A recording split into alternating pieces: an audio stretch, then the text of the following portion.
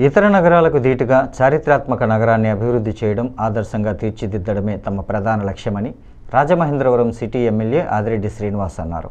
నగర టీడీపీ ఆధ్వర్యంలో పుష్కరాల రేవు వద్ద జరిగిన సంక్రాంతి సంబరాలు అంబరాన్ని అంటాయి.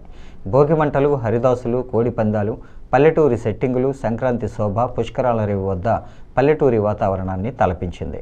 అలాగే సంక్రాంతిని పురస్కరించుకొని నగరంలోని 42 డివిజన్లలో భవానీ చారిటబుల్ ట్రస్ట్ ఆధ్వర్యంలో ఎమ్మెల్యే ఆదిరెడ్డి శ్రీనివాస్ నిర్వహించిన ముగ్గుల పోటీల విజేతలకు బహుమతులను అందజేశారు.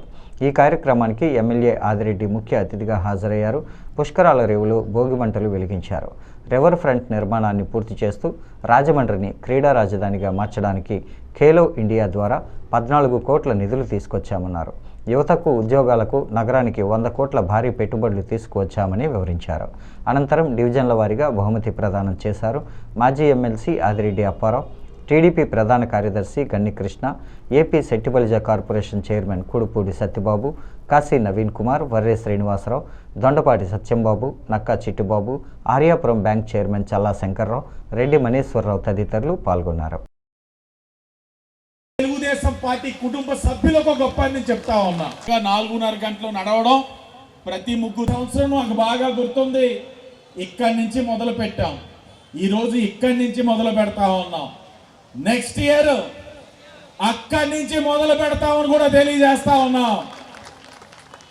ప్రతి వార్డు కూడా చెప్పాం, మీకు ముగ్గులేసే ఓపుకున్నంత వరకు తెలుగుదేశం పార్టీ ముగ్గుల పోటీలు పెడుతూనే ఉంటుంది. ఓట్ల కోసం అయితే అస్సలు కాదు. ఓట్ల కోసమే ఆలోచిస్తే నెగ్గాం, అధికారంలో ఉన్నాం, ప్రతిపక్షంలో కూడా పెట్టాం. ఓట్ల కోసం అయితే కాదు. వీటిల్ని ఓట్ల కింద ఆలోచించే పార్టీలు ఉన్నాయి. 2024లో పెట్టారు. మా మీద పోటీగా నుంచున్నప్పుడు ఏంటి ప్రతి సంవత్సరం ముగ్గులు పోటీలు పెట్టేస్తా ఉన్నారు, మహిళలకి చేరువైపోదాం మనం కూడా పెడదామని పెట్టారు. వంకర తెంకరగా పెట్టారు. ముగ్గులు వేసిన వాళ్ళే లేరు. అదేదో కొంతమంది వాలంటీర్లు ఇవన్నీ తీసుకొచ్చి వాళ్ళకే ఇచ్చారు, వాళ్ళే గిఫ్ట్లు తీసేసుకున్నారు కూడా కొంతమంది. వాళ్ళకి వాళ్ళే చేసేసారు నాయకులు. పారదర్శకంగా మనం చేసినట్లుగా జడ్జిమెంట్ కూడా లేదు. ఈ పార్టీ యొక్క గొప్పతనం ఎలాంటిదంటే,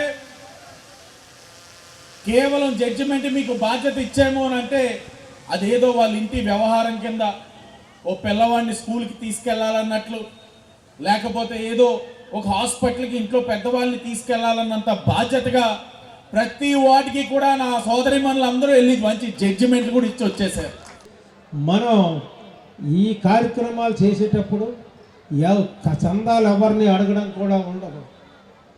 ఎమ్మెల్యే గారే ట్రస్ట్ ఉంది, ఆ ట్రస్ట్ని పట్టుకొని చేసి శభాష్ అనిపించుకునేట్టుగా చేస్తున్నారు.